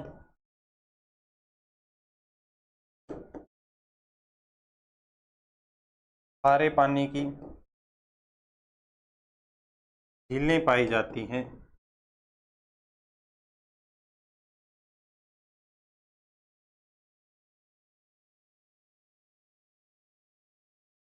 जिन्हें पलाया कहा जाता है। क्या कहा जाता है? जिन्हें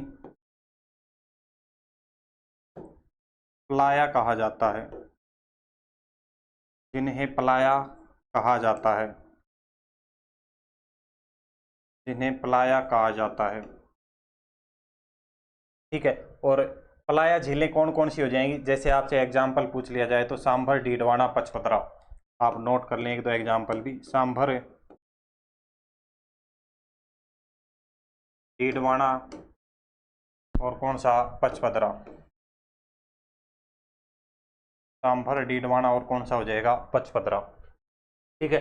तो राजस्थान के मैदान में ज़्यादा कुछ अपने को नहीं देखना है। अपने आरपीएफ की बात करें और उसके अलावा और एग्जाम सेंटर लेवल की हम बात करें तो यही 2-3 बातें याद रखनी है। वनस्पति पूछ ली जाए तो कैसी रहेगी? मरुद्भिद वनस्पति आपको याद रखनी है। अधिकांश क्षेत्र कैसा रहेगा? मरुस्थलीय क्षेत्र रहेगा अधिकांश क्षेत्र। अरावली के पश्चिमी भाग में कम वर्षा होने के कारण ये कैसा क्षेत्र रहेगा? मरुस्थली। और अनेकों खारे पानी की जो झीलें पाई जाती हैं, वो खारे पानी की झीलें क्या कहलाती हैं? पलाया। खारे पानी की झीलों को क्या कहा जाएगा? खारे पानी की झीलें क्या कहलाएंगी? पलाया कहलाती हैं। जैसे सांभर, डीडवाना और पचपदरा। तो ये 2-3 पॉइंट नोट करें राजस्थान के मैदान में। उसके बाद में नेक्स्ट हम चर्चा करेंगे राजस्थान के बाद में गंगा का मैदान।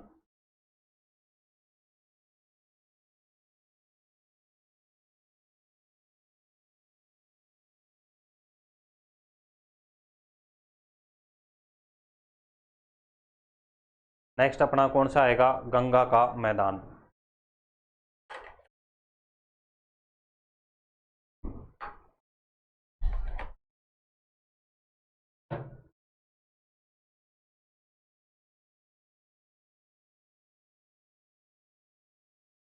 नेक्स्ट नोट करें गंगा का मैदान।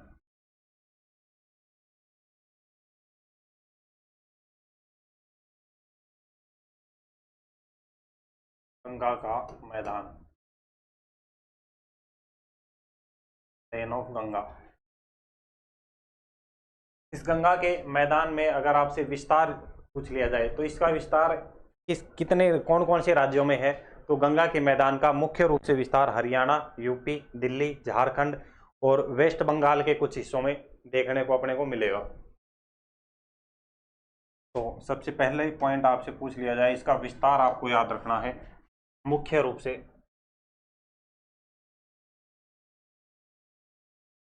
मुख्य रूप से विस्तार मुख्य रूप से विस्तार कहाँ पे हो जाएगा? हरियाणा,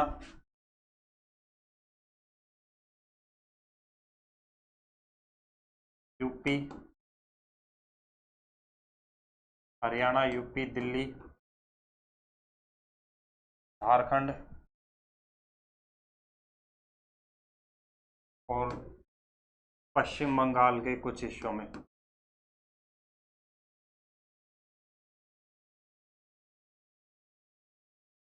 पश्चिम बंगाल के कुछ हिस्सों में, पश्चिम बंगाल के कुछ हिस्सों में गंगा के मैदान का विस्तार पाया जाता है, पहला पॉइंट। दूसरा पॉइंट आपको क्या याद रखना है कि जो एक गंगा का मैदान है इसका विभाजन 3 भागों में किया जाता है। गंगा के मैदान का विभाजन किया जाता है 3 भागों में। विभाजन कहाँ, कितने भागों में विभाजन किया जाता है? 3 भागों में। 3 भागों में हम गंगा के मैदान का विभाजन करते हैं। कौन कौन से हो जाएंगे? एक हम करते हैं ऊपरी गंगा का मैदान, दूसरा हम करते हैं मध्य गंगा का मैदान, और तीसरे की हम बात करें तो उसको कहते हैं हम निचली गंगा का मैदान। तो ये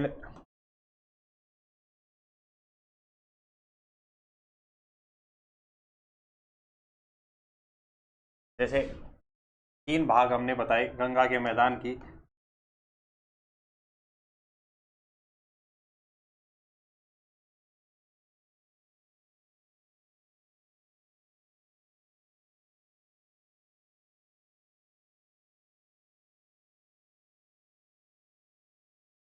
यहाँ पे बंगाल की खाड़ी में आके ये गंगा गिरती है और सुंदरवन डेल्टा का यहाँ पे निर्माण करती है। ठीक है, तो 3 पार्ट हमने कौन कौन से बताए? एक तो हमें याद रखना है कौन सा हो जाएगा? ऊपरी गंगा का मैदान। एक तो कौन सा हो जाएगा? ऊपरी गंगा का मैदान, ऊपरी गंगा का मैदान।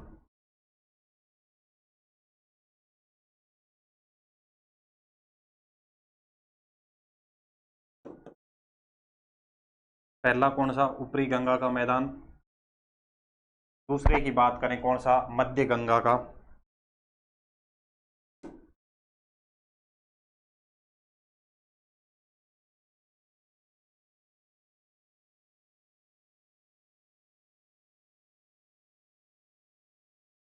दूसरा हो जाएगा मध्य गंगा का। और तीसरा जो हम पढ़ते हैं वो कौन सा हो जाएगा? निचली गंगा का। तीसरा हम क्या पढ़ते हैं? निचली गंगा।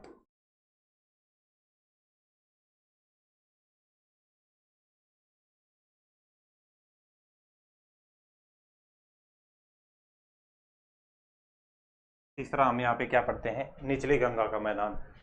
इस ऊपरी गंगा के मैदान की बात करें तो इस ऊपरी गंगा का मैदान जो है इसका विस्तार कहाँ से कहाँ तक रहेगा? इसमें 2-3 पॉइंट आपको याद रखने हैं। इसका विस्तार रहता है पश्चिमी यूपी में। इसका विस्तार कहाँ पे रहेगा?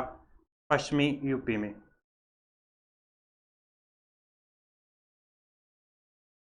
ये कहाँ पर रहेगा? पश्चिमी यूपी में। सबसे पहले आपको एक इसका विस्तार याद रखना है पश्चिमी यूपी में। इस ऊपरी गंगा के मैदान में मृदा आपसे पूछ ली जाए तो कैसी मृदा पाई जाएगी? रेतीली मृदा यहाँ पे पाई जाती है। कैसी? रेतीली मृदा इस क्षेत्र में पाई जाती है।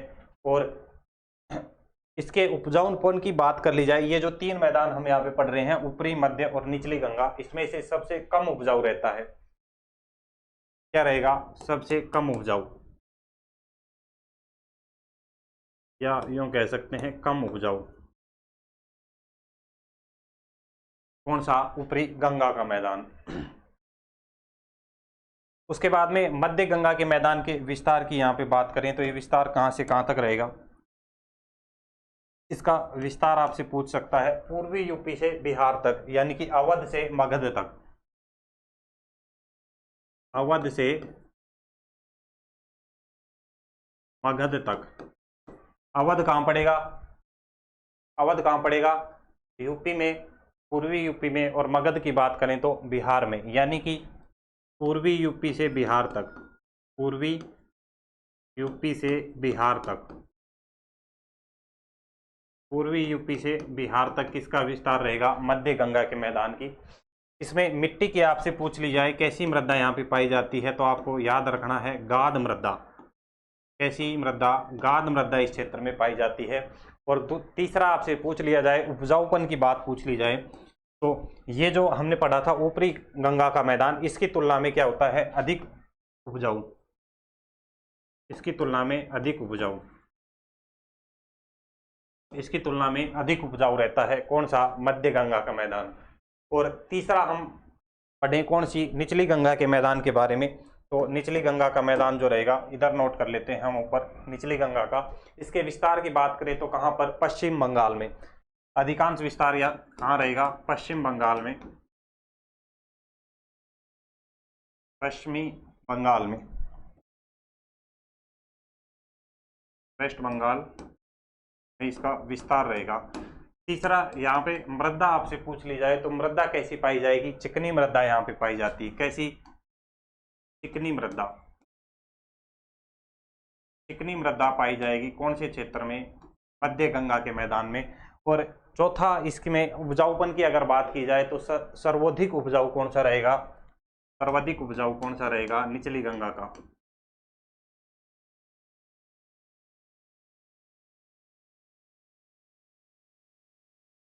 सर्वाधिक उपजाऊ कौन सा रहेगा, निचली गंगा का मैदान।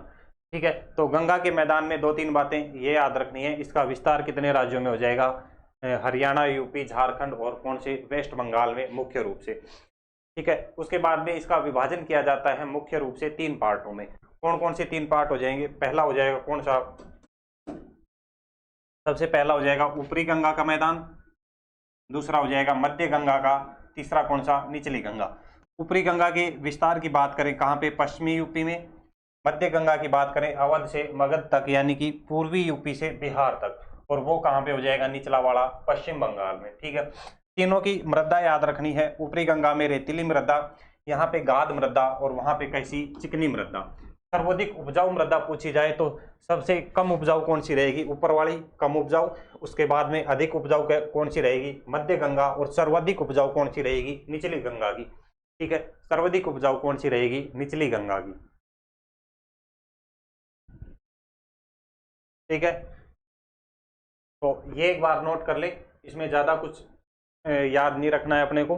बाकी जब गंगा के बारे में चर्चा करेंगे, गंगा नदी पढ़ेंगे, जब वहाँ पे डिटेल में चीज़ें देखेंगे इससे रिलेटेड, तो एक बार इतना नोट करें।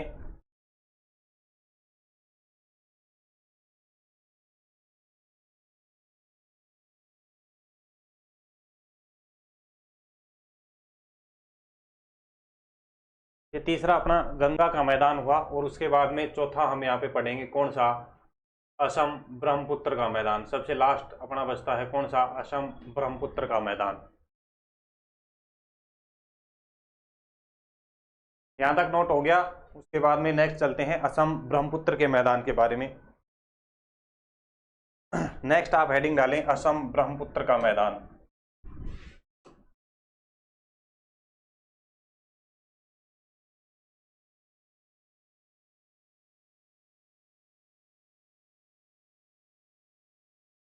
असम ब्रह्मपुत्र का मैदान।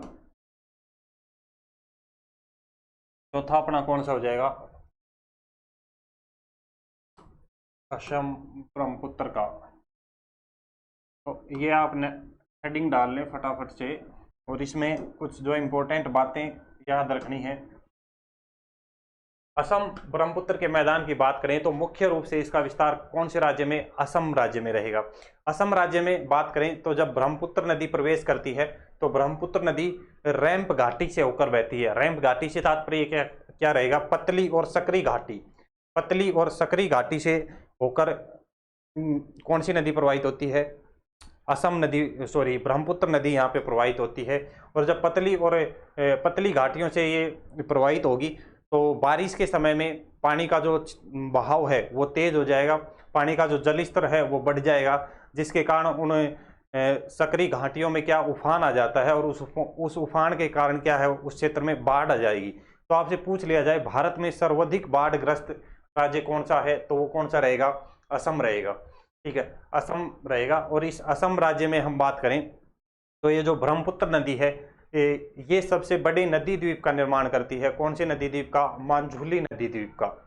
कौन से, मांझुली नदी द्वीप का निर्माण करती है। तो इसमें नोट कर लें, 2-3 पॉइंट अपने को याद रखने हैं। असम ब्रह्मपुत्र के मैदान में इसका विस्तार कहाँ पे रहेगा,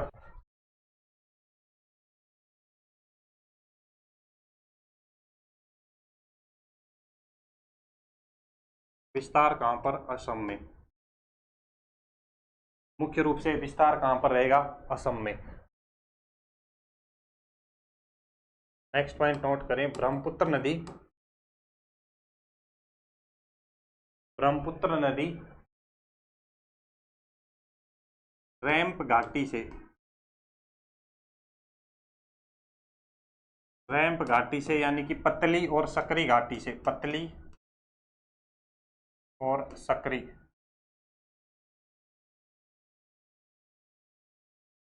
पतली सकरी घाटी से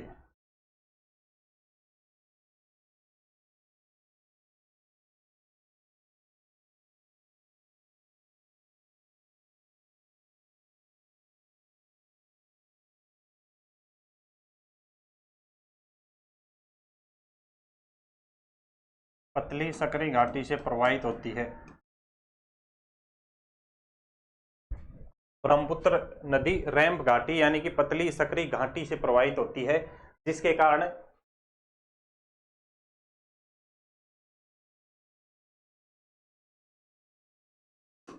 ऐसा नोट करें, इसी कारण असम राज्य, इसी कारण असम राज्य सर्वाधिक बाढ़ग्रस्त राज्य है, सर्वाधिक बाढ़ग्रस्त राज्य है।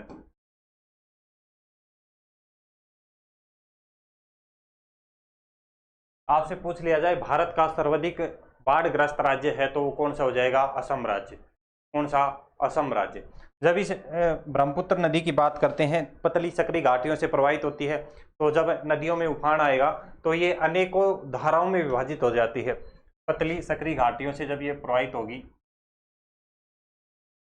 इस तरीके की कुछ घाटियों से कौन सी नदी प्रवाहित होती है? ब्रह्मपुत्र नदी।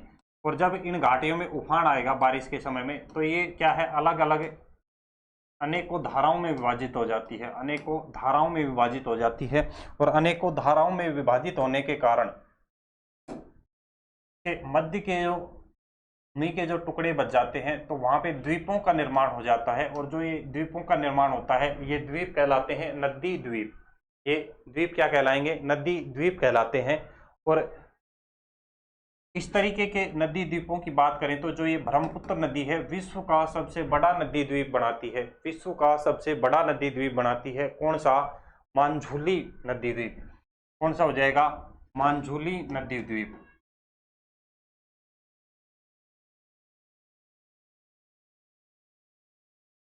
कौन सा नदी द्वीप बनाती है? मांझुली नदी द्वीप, विश्व का सबसे बड़ा नदी द्वीप।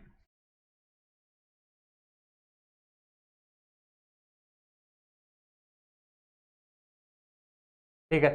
नेक्स्ट मुख्य पॉइंट क्या याद रखना है इसमें, असम ब्रह्मपुत्र के मैदान में, कि ब्रह्मपुत्र नदी असम में अनेक धाराओं में बढ़ जाती है। ये नोट करें, ब्रह्मपुत्र नदी असम में अनेक धाराओं में, असम में अनेकों धाराओं में, अनेक धाराओं में,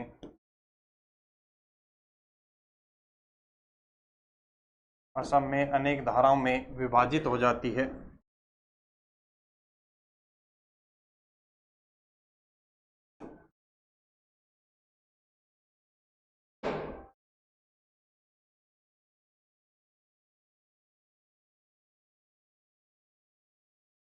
अनेक धाराओं में विभाजित हो जाती है, जिसके कारण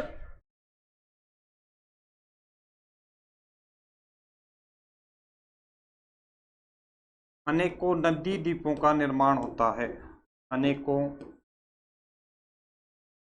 नदी द्वीपों का निर्माण होता है, अनेकों नदी द्वीपों का निर्माण होता है, अनेकों नदी द्वीपों का निर्माण होता है। ठीक है, अनेकों नदी द्वीपों का निर्माण होता है। और यहाँ पे एक नदी द्वीप आपको याद रखना है, मोस्ट इंपोर्टेंट रहेगा। एक नदी द्वीप आपको याद रखना है, मोस्ट इंपोर्टेंट। कौन सा? मांझुली नदी द्वीप। कौन सा हो जाएगा?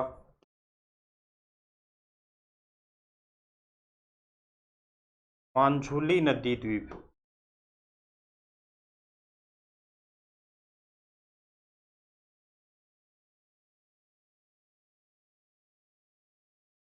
याद रखना है, मांझुली नदी द्वीप निर्माण किससे होगा? ब्रह्मपुत्र नदी से।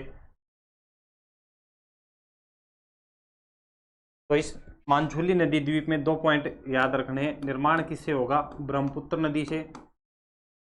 निर्माण किससे होगा? ब्रह्मपुत्र नदी से। ब्रह्मपुत्र नदी से इसका निर्माण होता है। स्थिति कहाँ पर रहेगी? स्थिति कहाँ पर रहेगी? असम में।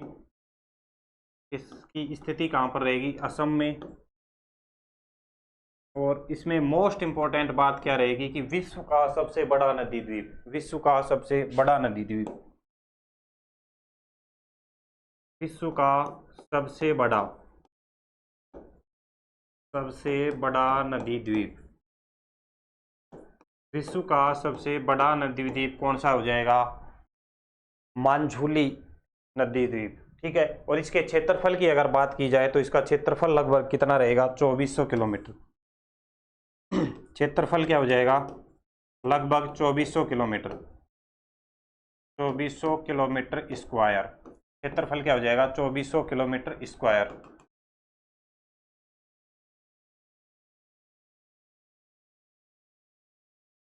ठीक है। तो ये पॉइंट याद रखने हैं असम ब्रह्मपुत्र के मैदान में। एक बार दोबारा से देखें फटाफट से। विस्तार कहाँ पर रहेगा? विस्तार कहाँ पर रहेगा? असम राज्य में इसका विस्तार रहेगा। असम ब्रह्मपुत्र के मैदान का मुख्य रूप से ब्रह्मपुत्र और उसकी सहायक नदियों के द्वारा इसका निर्माण होता है। ठीक है। ब्रह्मपुत्र नदी जो रहेगी पतली और सकरी घाटियों में होकर प्रवाहित होती है। पतली सकरी घाटियों में होकर प्रवाहित होती है, जिसके कारण असम राज्य में सर्वाधिक बाढ़ आती है। आपसे पूछ लिया जाए भारत का सर्वाधिक बाढ़ग्रस्त राज्य, भारत का सर्वाधिक बाढ़ग्रस्त राज्य तो कौन सा हो जाएगा? असम राज्य। जो ब्रह्मपुत्र नदी है अनेकों धाराओं में विभाजित होने के कारण नदी द्वीपों का निर्माण करती है। और इन नदी द्वीपों में एक नदी द्वीप आपको याद रखना है, कौन सा? मांझुली नदी द्वीप। कौन सा हो जाएगा? मांझुली नदी द्वीप। मांझुली नदी द्वीप में 4 पॉइंट हमने बताए। सबसे पहले निर्माण किससे? ब्रह्मपुत्र नदी से। स्थिति कहाँ पर रहेगी? असम राज्य में। और सबसे खास और इम्पोर्टेंट पॉइंट क्या हो जाएगा? विश्व का सबसे बड़ा नदी द्वीप, विश्व का सबसे बड़ा नदी द्वीप रहेगा। और क्षेत्रफल की बात करें तो कितना हो जाएगा? 2400 किलोमीटर हो जाएगा। क्षेत्रफल कितना हो जाएगा? 2400 किलोमीटर। ठीक है। तो यहाँ पे अपना जो उत्तर का जो विशाल मैदान हम चर्चा कर रहे थे वो कंप्लीट होता है। उत्तर का जो विशाल मैदान है ये अपना कंप्लीट होता है। यहाँ पे हमने यहाँ पे दोनों चीजें देखी। एक तो भौतिक विभाजन देखा सबसे पहले, कौन सा? भाबर, तराई, जलोढ़ और कौन सा? खादर, बांगर। जलोढ़ मैदान में खादर और बांगर देखे। और उसके बाद में पारदेशिक यानी कि रीजनल डिवीजन देखे। सबसे पहले पंजाब के मैदान की बात की, जिसमें पंजाब के मैदान में क्या बताया था कि 5 दोआबों का निर्माण होता है। ठीक है। तो पंजाब के मैदान में 5 सिंधु और उसकी सहायक जो नदियां हैं वो नदियां अपने को याद रखनी है। और 5 जो दोआब हैं, 5 दोआबों के नाम और साथ में कौन सी नदियों से उसका निर्माण होता है वो चीज़ याद रखनी है। नेक्स्ट हमने बताया राजस्थान का मैदान। राजस्थान के मैदान में हमने बताया कि सर्वाधिक जो क्षेत्रफल, अधिकांश क्षेत्रफल मरुस्थली है, वनस्पति मरुद्वीप पाई जाती है, पलाया झीलें पाई जाती हैं। तो ये कुछ मुख्य मुख्य बातें याद रखनी है राजस्थान के मैदान की। गंगा के मैदान की बताई कि इसका विस्तार मुख्य रूप से यूपी, हरियाणा, झारखंड और वेस्ट बंगाल के कुछ हिस्सों में पाया जाता है। 3 भागों में इसका विभाजन होता है, ऊपरी गंगा, मध्य गंगा, निम्न गंगा। और इसमें से भी उपजाऊपन पूछ लिया जाता है, इसका विस्तार पूछ लिया जाता है, वो चर्चा कर ली। और उसके बाद में असम ब्रह्मपुत्र के मैदान में जो अपने एग्जाम ओरिएंटेड क्वेश्चन बन सकते हैं वो चीज़ें हमने यहाँ पे नोट कर ली हैं। और मांझुली द्वीप के बारे में हमने चर्चा की। तो ये चीज़ें अपनी कंप्लीट होती हैं। और उत्तर का जो विशाल मैदान अपना जो रहेगा, उस उत्तर का विशाल मैदान वो अपना यहाँ पे कंप्लीट हो जाता है। और कुल मिला के 2 भौतिक प्रदेश कंप्लीट हो गए। पहला जो सबसे बड़ा अपना था वो हिमालय था, 2-3 क्लासें उसमें हो गई। लेकिन अब जो आएंगे वो बिल्कुल छोटे छोटे हैं, ज़्यादा कुछ अपने को नहीं पढ़ना, एग्जाम ओरिएंटेड चीज़ें पढ़ेंगे। नेक्स्ट एक क्लास में हम पढ़ेंगे किसके बारे में? प्रायद्वीपीय पठार। और उसके बाद में नेक्स्ट एक क्लास में हम कंप्लीट करेंगे तटीय मैदान और द्वीप समूहों को। ठीक है। तो भौतिक प्रदेशों पे अपनी नेक्स्ट 2 क्लासें और होंगी, उसके बाद भौतिक प्रदेश अपने कंप्लीट हो जाएंगे। तो जिस किसी विद्यार्थी ने अभी तक पीछे की क्लासें नहीं देखी हैं तो सबसे पहले आपको पीछे वाली लास्ट वाली क्लासें देखनी है। रेगुलर कंप्लीट नोट्स आपको बनाने हैं। ठीक है, ताकि आपको बार बार कहीं से इधर उधर क्लास लेने की आवश्यकता नहीं हो। ज्योग्राफी से संबंधित आपको कंप्लीट डिटेल में यहाँ पे कंटेंट दिया जाएगा और नोट्स बनाते हुए आपको चलना है। और साथ ही साथ में जो थ्रोन एजुकेशन का एप्लीकेशन है वो आपको डाउनलोड करना है और अन्य अपने साथियों को, सहपाठियों को जो तैयारी में जुटे हुए हैं उनको वीडियो को ज़्यादा से ज़्यादा शेयर करना है स्टेटस पे लगा के, और वैसे एक दूसरे के साथ शेयर करके, और साथ में चैनल को अधिक से अधिक सब्सक्राइब आपको करना है। तो ये 2-3 काम आपको करने हैं। बाकी कंटेंट आपको फ्री ऑफ कॉस्ट अवेलेबल होगा, कंप्लीट कंटेंट यूट्यूब पे आपको अवेलेबल होगा और एप्लीकेशन में भी ये कंप्लीट कंटेंट आपको मिलेगा।